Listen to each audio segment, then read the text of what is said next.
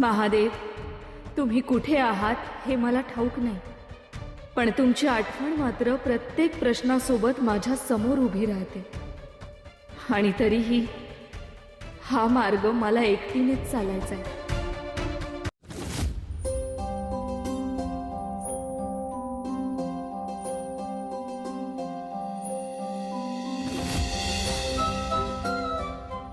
दोघींनीही सांभाळून खेळा, पडलात तर परत रडत बसाल. हो ग ताई, आम्ही सांभाळूनच खेळतो.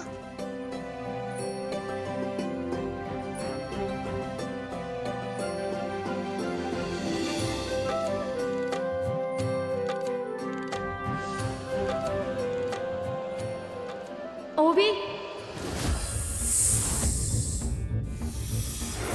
नाग, नाग, तुझाई नाग, ओवी, तुझाई नाग, नाग, तुझाई. ओवी, आंबा, शांत व्हा, शांत व्हा.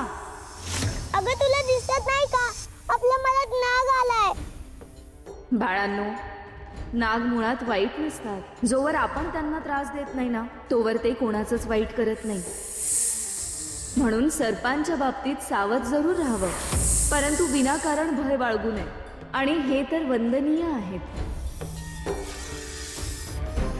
वंदनीय म्हणजे? हा कुठला सर्वसामान्य सर्प नाही, तर महादेवांच्या कंठाला ज्यांना अलंकार होण्याचा मान लाभलाय, सर्प कुळाचे अधिपती आणि नागांमध्ये श्रेष्ठ असे नागराज वासुकी, तेच आहेत हे.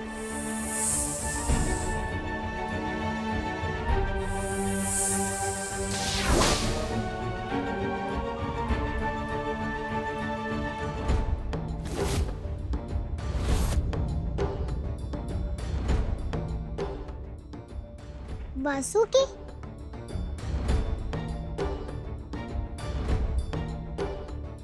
या वासुकीचा देवींना प्रणाम. प्रणाम वासुकी, तुमचे या महालात स्वागत आहे. देवींच्या सखींनाही प्रणाम. नमस्कार. नमस्कार. काय झालं देवी, इतक्या तातडीने मला बोलवलं? वासुकी, आम्हाला तुमच्यावर एक महत्वाचं दायित्व सोपवायचे. ते कार्य तुम्ही पूर्ण करू शकाल का? देवी, तुम्ही आज्ञा केलीत, यापेक्षा मोठा सन्मान माझ्यासाठी काय असणार? तुम्ही निश्चिंत राहा. तुमची इच्छा पूर्ण करण्यासाठी मी माझ्या सामर्थ्याची पराकाष्ठ करेन. ओवी, आंबा, तुम्ही दोघीही आज जा आणि सेविकांना सांगा वासुकींच्या आदरातिथ्याची तयारी करा. देवी, काही विशेष आज्ञा आहे का? हो नागराज, आम्ही सांगणारी प्रत्येक गोष्ट लक्षपूर्वक ऐका. आम्ही तुम्हाला एक कामगिरी सोपवतोय. आम्ही जे कार्य तुम्हाला सांगणार आहोत ते तुमच्यासाठी सोपे आहे, परंतु ते कार्य करण्यासाठी आम्हाला तुमची सहाय्यता हवी आहे. त्यामुळे एकही तपशील दुर्लक्षित होता कामा नये.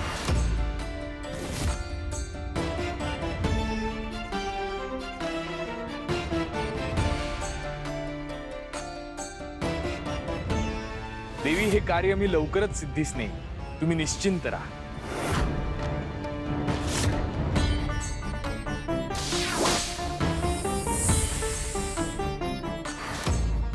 प्रत्येक वेळी उत्तर सरळ समोरच मिळेल असं नाही. कधी कधी ते शोधण्यासाठी थोडी युक्ती, थोडी प्रतीक्षा आणि थोडी गंमतही करावी लागते. सुनंदाच्या सासूबाईंना आता कल्पनाही नसेल की त्यांच्याबरोबर काय होणार आहे. आपल्या सर्व इंद्रियांवर विजय मिळवलेल्या महादेवांवर हिचा काही प्रभाव पडेल? ते माझ्यावर सोडा दैत्यगुरु.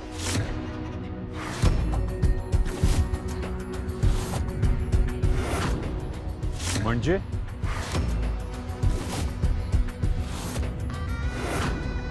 तुम्ही फक्त मला शिकवा, बाकी जे काही होईल ते मी बघेन.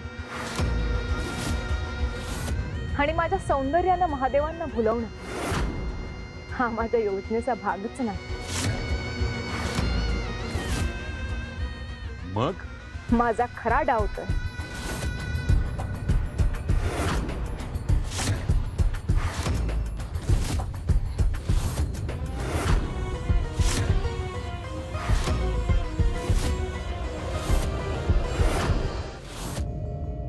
अद्भुत. असुर कुळामध्ये जन्म घेऊन अनेकांनी अनेक डाव रचले, पण पहिल्यांदाच असा डाव माझ्या कानावर पडतोय. हा डाव केवळ धाडसी नाहीये, तर विचारपूर्वक आखलेली योजना आहे. या योजनेमध्ये यश मिळेल की नाही हे भविष्यच ठरवेल, परंतु मला असं वाटतं की या योजनेमधून काहीतरी नक्कीच साध्य होईल.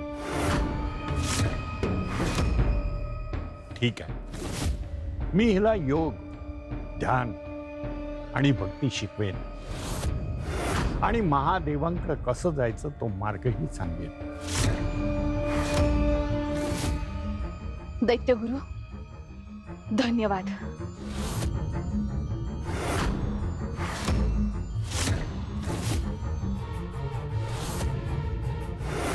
चला, पहिली पायरी तर पार झाली. आता अशीच एक एक पायरी चढत पुढे जायचं आणि योग्य वेळ येताच महादेवांसमोर उभं राहायचं. म्हणाले होते ना, जिथे फिरते माझी दृष्टी तिथे फसते अखंड सृष्टी. तथास्तु.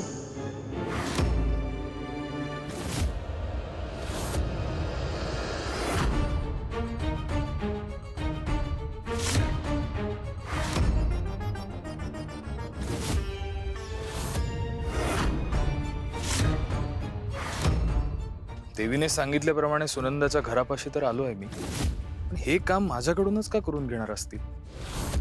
यामागे देवींची काही विशेष योजना तर नसेल? काही असो, हे काम मला पूर्ण करावंच लागेल.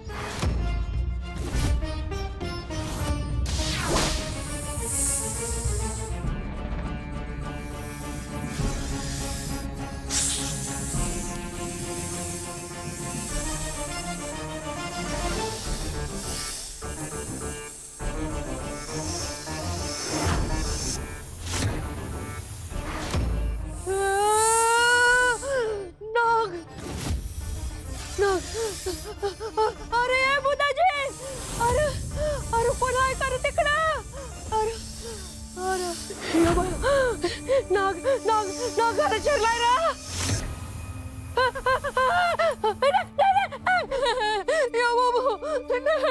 कोण आहे रे तिकडं? अरे अगं या टावळे सुनंदे, अगं कुठं आहे? आता काय मेल्यावर येणार आहे का काय? ए बाबा, काय झालं सासूबाई? नाग? सासूबाई, एवढा मोठा नाग सासूबाई?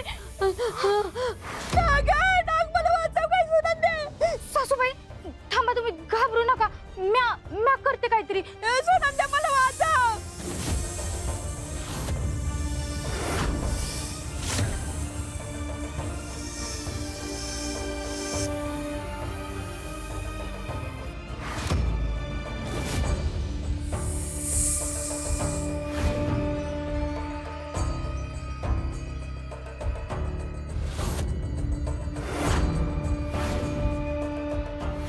तुला माझ्यापर्यंत घेऊन येण्याची जबाबदारी आता माझी आहे. तू फक्त निर्धास्त राहा. योग्य वेळ आली की मार्ग स्वतः तुझ्या समोर उभा राहील. ह्याचा अर्थ ह्यो नाग देवी आईनं पाठवला आहे. ती मला म्हणाली होती की योग्य वेळेची वाट पहा. हीच आहे का ती वेळ? काय नाही सुनंदा, तुला ह्या संधीचा फायदा घेऊन देवी आईला भेटायला जावंच लागल.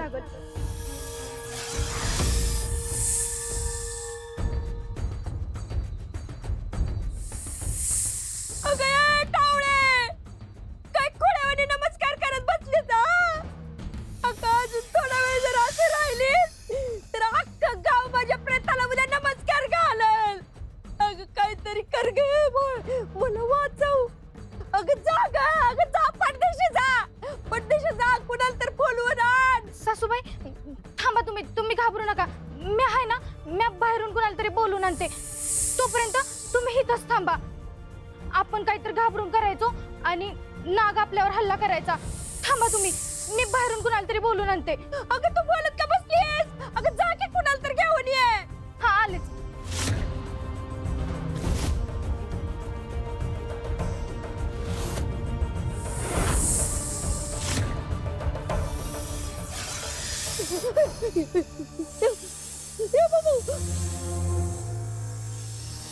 पायाला बी चावलाय.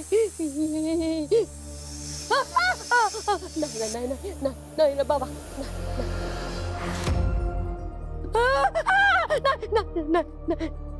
नाही रे बाबा, नाही हालत आता मी.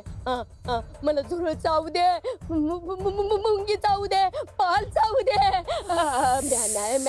म्या नाही आला रा, नाही आला रा. तू बी नको हालू, तू बी नको हालू.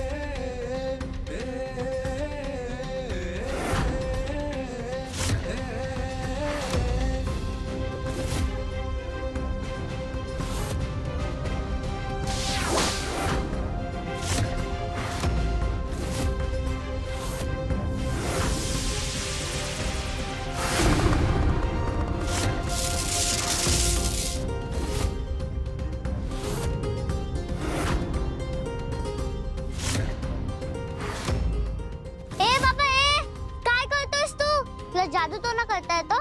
तू हे सगळं काय केलंयस? काय करतोयस तू नेमकं? आता फक्त बघत राहा. चल.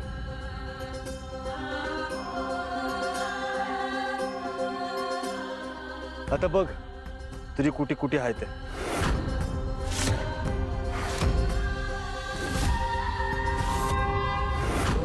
हे बाबा, ए माझी कुटी कुठे आहे?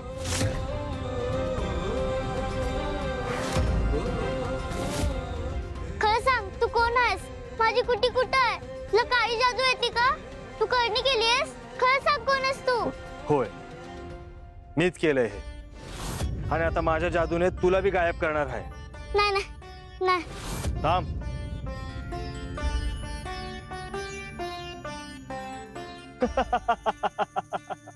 गंमत क्या फक्त तुलाच करता येते का ग? ए बाबा, ए हे गंमत बिम्मत सोड. खरं सांग, तू काय केलंयस? कुठे आहे माझी कुटी? सांगतो. ह्या संपूर्ण कुटीच्या भोवती आम्ही एक अदृश्य कवच निर्माण केलं आहे. आणि या कवचाचं वैशिष्ट्य असं आहे की बाहेरून पाहणाऱ्याला या कवचाच्या आतलं काहीच दिसत नाही. जणू या जागी कुठलीही कुटी अस्तित्वात नाही. चल ये, दाखवतो. नाही नाही नाही. घाबरू नको पर्णिका, चल.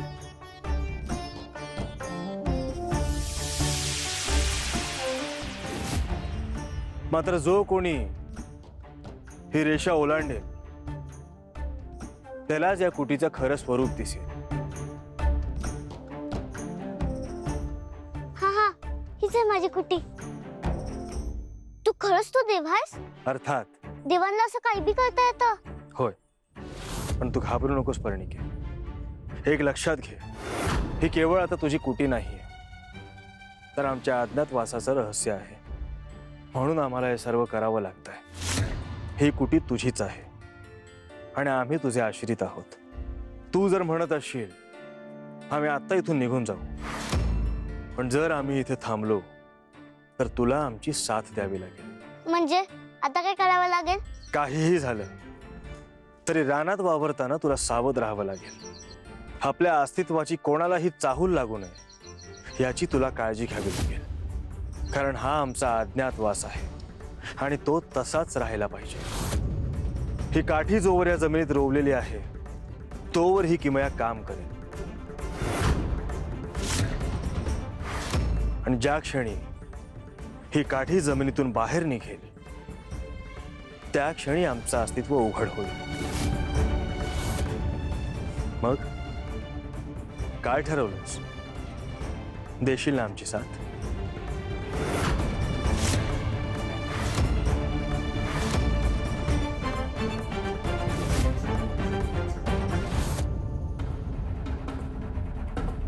काल देवी आईनं स्वतः दर्शन दिलं, पण आज बी विश्वास बसत नाही. माझ्यासारख्या साध्या बाईला देवीनं हिथं बोलवावं? हे खरं हाय का अजून बी स्वप्नात चाललंय?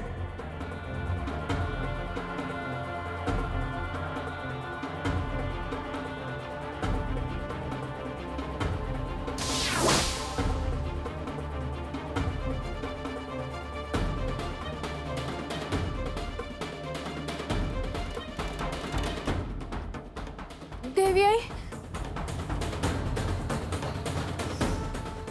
देवी आई.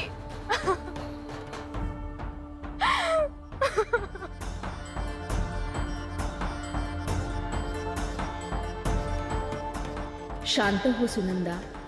मनात जे आहे ते मोकळेपणाने बोल. काय सांगू देवी, कुठून सुरू करू तेच कळत नाही. जे शब्द तू इतके दिवस मनात दडवून ठेवले आहेस त्यांना आज मोकळं होऊ दे. लग्नाला एवढी वरीस झाली तरी माझी कूस अजून बी रिकामीच आहे बघ. सुरुवातीला समदे धीर द्यायचे, होईल ग, येळ आली की होईल म्हणायचे. पण आता कोणी बी धीर देत नाही. आता फक्त टोमणे देतात. सासूबाईंच्या बोलण्याचा तर सरावच झालाय बघ. पण कधी कधी त्यांचा राग शब्दांपुरता राहत नाही. लेकरू होत नाही म्हणून त्या मला मारतात सुद्धा. आजूबाजूच्या बायका मला बघून खुचबुच करतात. कुणाच्या बारशाला गेले तर नजरा बदलतात. जणू काही म्या बाई नसून काहीतरी अपराधच केला आहे. आणि माझा नवरा, त्याचीच लय काळजी वाटते बघ मला. आई न होण्याचं दुःख मी सहन करते, पण बाप होण्याच्या सुखासाठी तो सुद्धा तितकाच तडपडतोय बघ. माझ्यासमोर हसतो, मला धीर देतो, पण त्याच्या मनातली वेदना मला दिसते. तेव्हा वाटतं माझ्यामुळं त्याचं आयुष्य बी अर्धवटच राहिलंय. मी इतकी वाईट आहे का देवी आई? मी कुणाचं काय बिघडवलंय ग?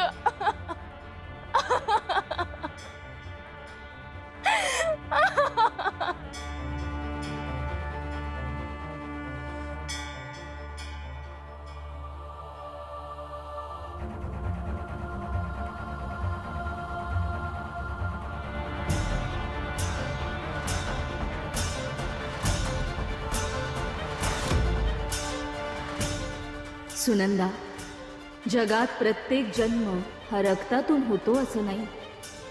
काही नाती मनातून जन्म घेतात आणि काही नाती नियती स्वतः घडवून आणते. म्हणजे प्रत्येक स्त्रीच्या आयुष्याचं मोजमाप केवळ मातृत्वाने होत नाही. तिचं प्रेम, तिची माया, तिचं त्यामागचं हृदय, ह्यामुळेही ती पूर्ण होते. पण देवी, लेकरू नसतानाही मनातलं रिकामपण कसं भरून काढायचं? प्रत्येक प्रश्नाचं उत्तर लगेच मिळतं असं नाही सुनंदा. काही प्रश्नांची उत्तरं वेळ स्वतः घेऊन येते, एवढंच लक्षात ठेव. देवी काय सांगते ते पूर्ण कळत नाही, पण तिचा प्रत्येक शब्द मनाला कुठंतरी स्पर्श करून जातो. नियतीने जे तुझ्यासाठी लिहून ठेवले ते तुझ्या कल्पनेपेक्षाही मोठं असू शकतं.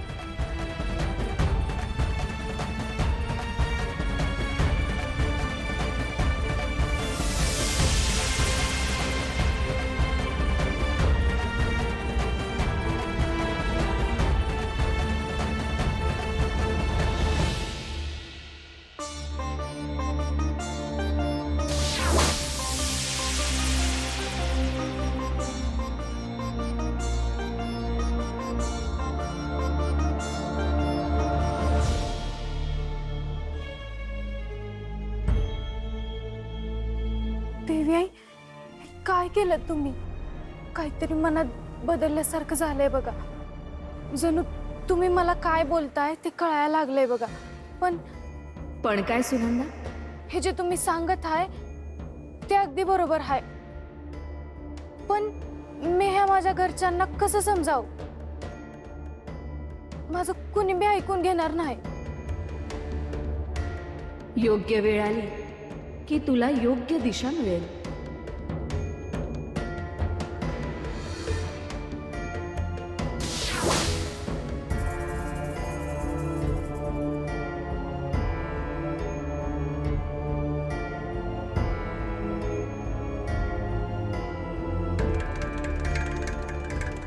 ह्याला लेकराप्रमाणे जग, प्रेम दे, माया दे.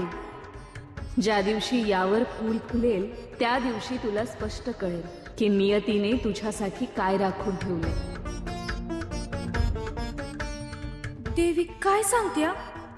त्या कुंडीचं रहस्य काय आहे हे मला अजून कळत नाही, पण तिचे शब्द ऐकून मनात पहिल्यांदाच आशेचा एक नवा किरण दिसायला लागला आहे. जणू माझ्या आयुष्यात काहीतरी मोठं, काहीतरी सुंदर घडण्याची चाहूल देवी आईने मला दिली. येते तुळजाई.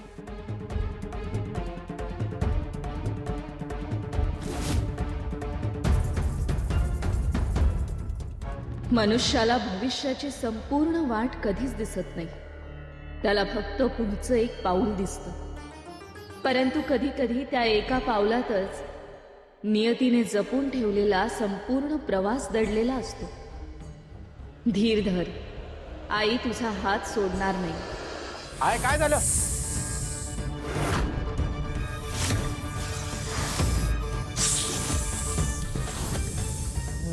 नाग.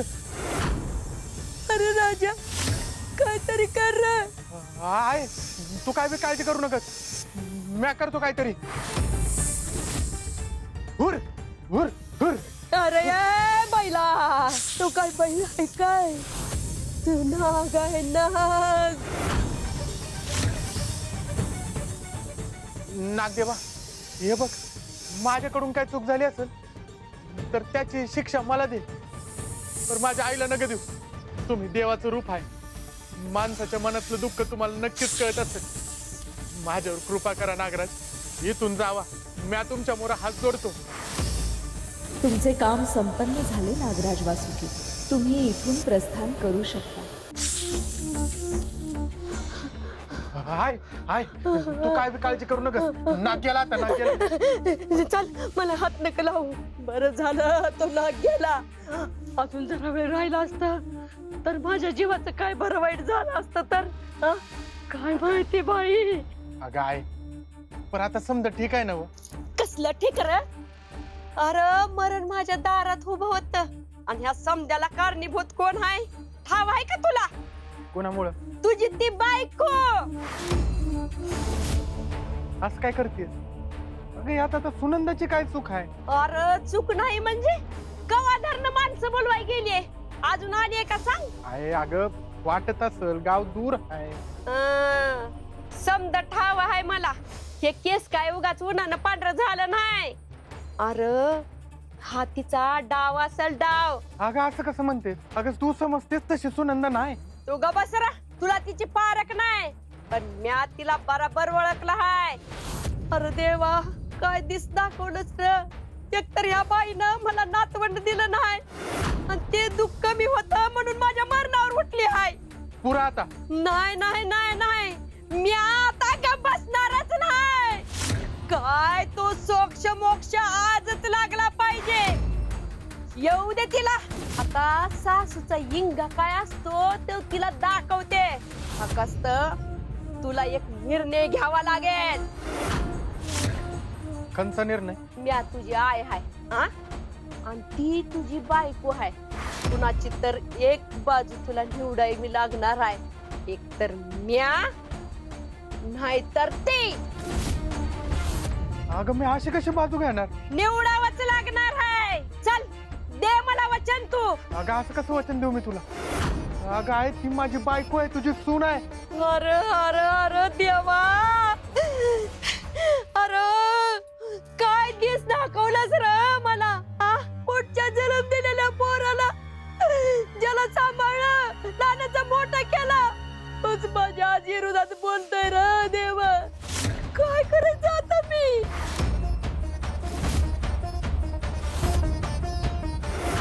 देव जाणे ही कसली परीक्षा आहे. एका बाजूला जन्म देणारी आय, दुसऱ्या बाजूला जीवापाड प्रेम करणारी बायको. दोघांना बी मला दुःख व्हायचं नाही, पण तसं करता करता मी स्वतःच हरवत चाललो आहे.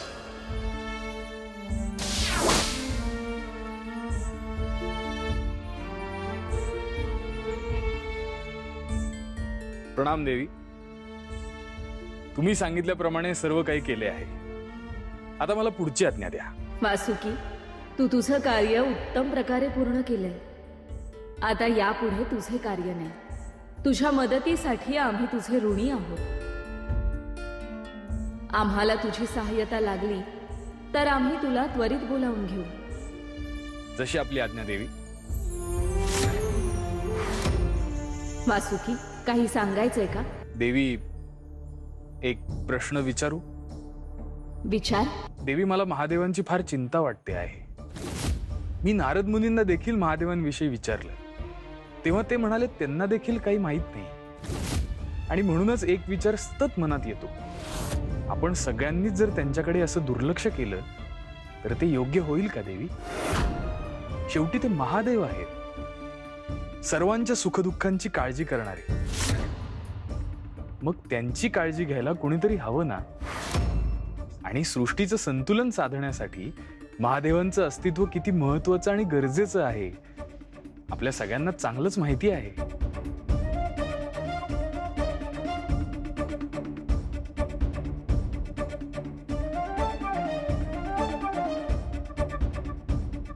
तुला चिंता वाटणं साहजिकच आहे. खरं सांगायचं तर महादेवांच्या हृदयाजवळ आमच्यापेक्षा अधिक तुम्ही असता. त्यामुळे ते काय करतात, कुठे जातात, कुणाला भेटतात ह्याची खबर तुम्हाला आधी असते. परंतु ह्यावेळी त्यांनी तुला सुद्धा न सांगता जाण्याचा निर्णय घेतलाय तर त्यामागे काहीतरी कारण असेलच. आणि आम्हाला त्याबद्दल काही माहीत नाही वासुकी. सध्या आमच्या दायित्वात त्यांच्याशी संबंधित कोणतेही कार्य नाही. पण देवी, काळजी ही वाटतेच ना. आपण युगानुयुगे त्यांच्यासोबत राहिलो आहोत. ते कसे आहेत हे आपल्याला ठाऊक आहे. त्यामुळे त्यांची चिंता करण्याचं कारण नाही. आणि स्वतःचा विचार करणारी माणसं, स्वतःच्या मनाप्रमाणे जगणारी माणसं सहसा दुःखी नसतात. ते आनंदातच असतात, नाही का? आम्ही जेवढं महादेवांना ओळखतो तेवढंच तुम्हालाही ओळखतो देवी. तुमचे शब्द एक सांगतायत, पण तुमचं मन काहीतरी वेगळंच सांगत आहे. महादेवांविषयीची चिंता अजूनही तुमच्या अंतर्मनात जिवंत आहे. हाच विचार मला अधिक अस्वस्थ करतो आहे. जशी आपली आज्ञा देवी.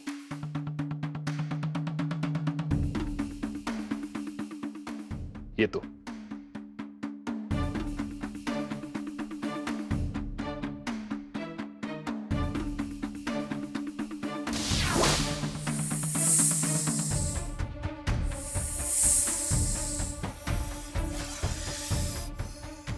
महादेव, तुम्ही कुठे आहात हे मला ठाऊक नाही. पण तुमची आठवण मात्र प्रत्येक प्रश्नासोबत माझ्या समोर उभी राहते. आणि तरीही हा मार्ग मला एकटीनेच चालायचा आहे. आदिशक्ती, मला काही कळेनासे झाले आहे. कालपर्यंत महादेवांच्या आठवणीत अश्रू ढाळणारी तुळजा खरी, की आज त्यांच्या विषयावर कठोरपणे बोलणारी तुळजा खरी?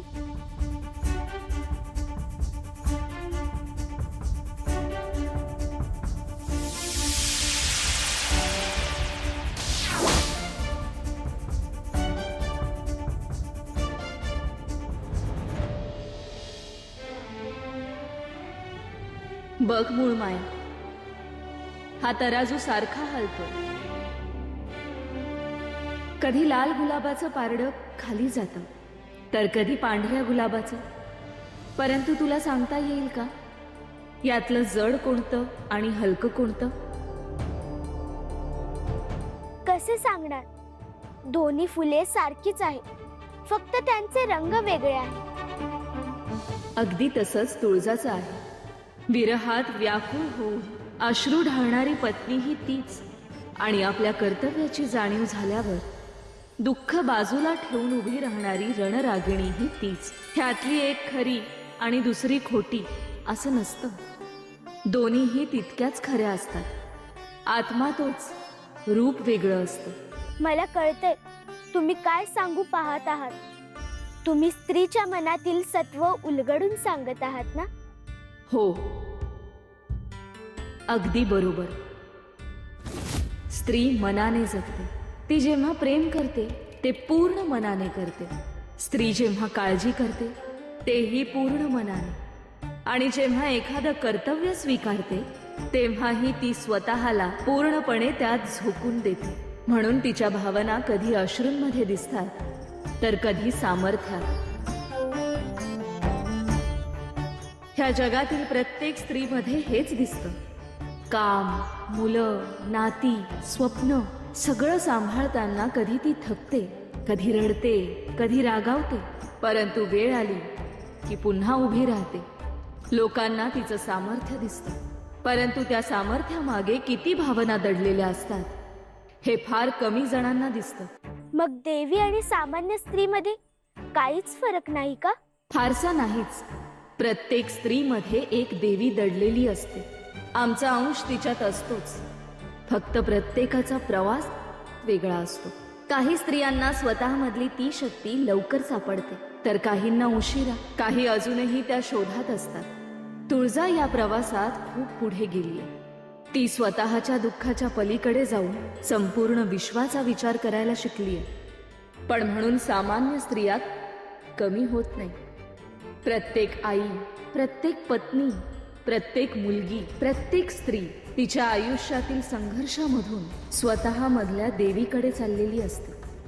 पद्मा, गंगाई, अंबा आणि आता तुळजाच्या चरणी नतमस्तक झालेली सुनंदा सुद्धा. सुनंदा? हो, ती सुद्धा वेगळी नाही.